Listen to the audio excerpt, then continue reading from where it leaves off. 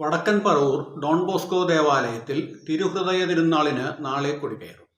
വെള്ളിയാഴ്ച രാവിലെ 10:15 കോട്ടപ്പുറം രൂപത emeritus bishop doctor Joseph Karikkassery തിരുനാളിന് കൊടിയേറ്റും.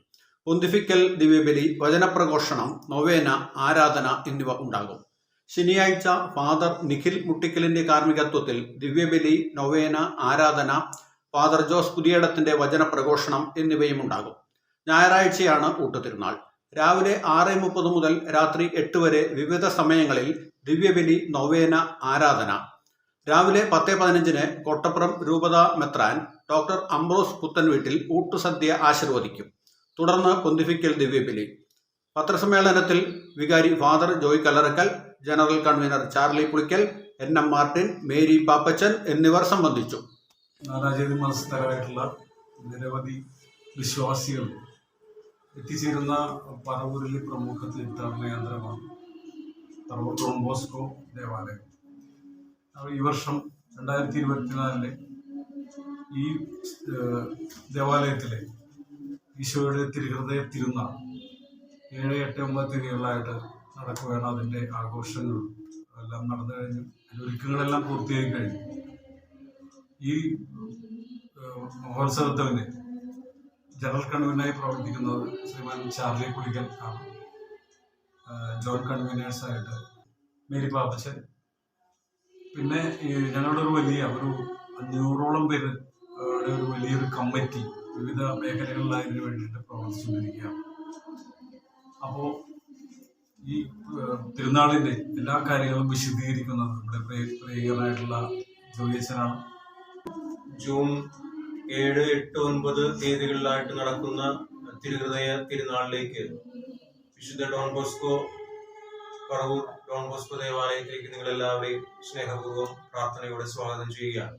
7-ാം തീയതി രാവിലെ 10:15 ആണ് അഭിവന്യ പിതാവ് തിരുനാളിന്റെ കൊടിയേറ്റ കർമ്മം, അഭിവന്യ അംബ്രോസ് പുത്തൻവീട്ടിൽ പിതാവ് തിരുനാളിന്റെ കൊടിയേറ്റ കർമ്മം നിർവഹിക്കുന്നത്. അതിനുശേഷം ശനിയാഴ്ച വൈകിട്ട് തിരുക്കർമ്മങ്ങൾ ഉണ്ടാകും. ഏറ്റവും പ്രധാനപ്പെട്ട ഊട്ടുതിരുനാളിന്റെ ദിവസം 9-ാം തീയതിയാണ്. 9-ാം തീയതി രാവിലെ 6:30 മുതൽ രാത്രി 8 മണി വരെ ഈ ദേവാലയത്തിൽ തുടർച്ചയായി വിശുദ്ധ കുർബാനയും നൊവേനയും ആരാധനയും ഉണ്ടാകും.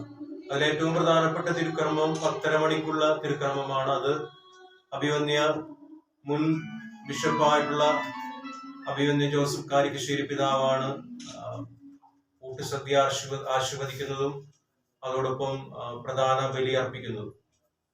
കൂടാതെ ഇതിന്റെ തിരുനാളിന്റെ ഭാഗമായിട്ട് 2 കാര്യങ്ങൾ നമ്മൾ പ്രത്യേകമായിട്ട് ചെയ്യുന്നുണ്ട്. ഒന്ന്, ഈ ഇടവകയിൽ തന്നെ 2 വ്യക്തികളുടെ ഓർമ്മയ്ക്കായിട്ടുള്ള ഒരു വിദ്യാഭ്യാസ സ്കോളർഷിപ്പിന്റെ വിതരണം. അപ്പൊ അത് ഈ വർഷം നമ്മൾ 7 ഉപരിപഠനം നടത്തിക്കൊണ്ടിരിക്കുന്ന 7 വിദ്യാർത്ഥികൾക്ക് കൊടുക്കുന്നുണ്ട്. അതുകൂടാതെ തിരുനാളിന്റെ ഫണ്ടിന്റെ ഒരു വിഹിതം ചാരിറ്റി പ്രവർത്തനങ്ങൾ, ജീവകാരുണ്യ പ്രവർത്തനങ്ങൾക്കായി മാറ്റിവെക്കുന്നുണ്ട്. അത് പ്രത്യേകിച്ച് ഈ വർഷം നമ്മൾ ആ ഫണ്ടിന്റെ ഒരു വിഹിതം ഡയാലിസിസ് നടത്തിക്കൊണ്ടിരിക്കുന്ന രോഗികൾക്കാണ് മാറ്റിവെക്കുന്നത്. അപ്പോൾ അത് പിന്നീട് അതിന്റെ വിശദ കാര്യങ്ങൾ പിന്നീട് അറിയിക്കുന്നതാണ്. അപേക്ഷകൾ സ്വീകരിച്ച് അർഹരായിട്ടുള്ള രോഗികൾക്ക് സാധിക്കുന്ന രീതിയിൽ അവരെ സപ്പോർട്ട് ചെയ്യുന്നതായിരിക്കും. ഇപ്പോ ജാതിമത ഭേദമന്യേ അനേകാര്യങ്ങൾ പങ്കെടുക്കുന്ന ഈ ഊട്ടുതിരുനാളിലേക്ക് രാത്രി 9 മണി വരെ ഊട്ടുസദ്യ ഉണ്ടായിരിക്കും. എല്ലാവരെയും ഏറെ സ്നേഹത്തോടെ പ്രാർത്ഥനയോടെ തിരുഹൃദയ സന്നിധിയിലേക്ക് സ്വാഗതം ചെയ്യും. ഇവിടുത്തെ തിരുനാളിന്റെ ഈ തിരുനാളിന്റെ ഒരു പ്രത്യേകത നിങ്ങൾക്ക് എല്ലാവർക്കും അറിയാം. കാരണം വർഷാവർഷങ്ങളായിട്ട് ഓരോ വർഷവും ഇവിടെ ഭക്തജനങ്ങൾ, അതായത് ഈ എല്ലാ നാനാജാതി മതസ്ഥര് അത് കൂടിക്കൊണ്ടിരിക്കുകയാണ്, കുറഞ്ഞല്ല വേണ്ടത്. അപ്പം ദൈവത്തിന്റെ ഒരു വരപ്രസാദം അത് എല്ലാ വർഷവും ആൾക്കാർ സന്തോഷത്തോടെ വന്ന് ആ തിരുനാളിൽ പങ്കെടുത്ത് ആ ഊട്ടുസദ്യയിൽ അവർ കഴിച്ചു പോകുമ്പോൾ അവരുടെ ഒരു സന്തോഷം. അത് മാത്രമല്ല, നമ്മളിത് ചെയ്യുന്നത് ഒരു തിരുനാളായിട്ട് മാത്രം, വിശുദ്ധ തിരുനാളായിട്ട് മാത്രമല്ല, ബഹുമാനപ്പെട്ട വ്യാജച്ചൻ പറഞ്ഞ പോലെ അതിൽ നിന്നും ഇത് വരുന്ന ഒരു വിഹിതം എടുത്ത് നമ്മൾ ചാരിറ്റി പ്രവർത്തനം കൂടി ചെയ്യുന്നുണ്ട്. അത് കാലകാലമായിട്ട് തുടർന്നു വന്നുകൊണ്ടിരിക്കുകയാണ്. ഈ വർഷം ആദ്യമായിട്ടാണ്. അപ്പൊ നമ്മൾ ആ ചെയ്യുന്നത് അത് ദൈവത്തിന്റെ ഒരു എന്താ പറയാ, നമ്മൾ ഒരു ദൈവസന്നിധിയിൽ ഒരു മഹത്തരമായ കാര്യമായിട്ടാണ് നമ്മളത് കാണുന്നത്.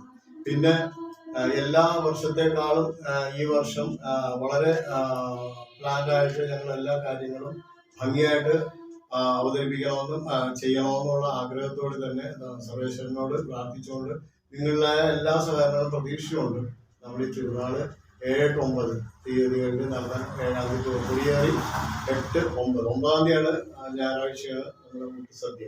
അത് വേലച്ചും പറഞ്ഞ പോലെ തന്നെ രാത്രി 9 മണി വരെ. അപ്പൊ എല്ലാ ജനങ്ങളെയും ഞങ്ങൾ ഇതിലേക്ക് ക്ഷണിക്കുക. ഇപ്പോൾ നിങ്ങൾ കണ്ടത് ഗോശ്രീ ന്യൂസുകൾ. ഈ ചാനൽ ഷെയർ ചെയ്യുക, സബ്സ്ക്രൈബ് ചെയ്യാൻ മറക്കരുത്. ഞങ്ങളുടെ ന്യൂസുകൾ എപ്പോഴും യൂട്യൂബിൽ വരുന്നുണ്ട്. പുതിയ പ്രാദേശിക വാർത്തകളുടെ നോട്ടിഫിക്കേഷന് വേണ്ടി ഇതിൽ ബെൽ ഐക്കൺ ക്ലിക്ക് ചെയ്യുക.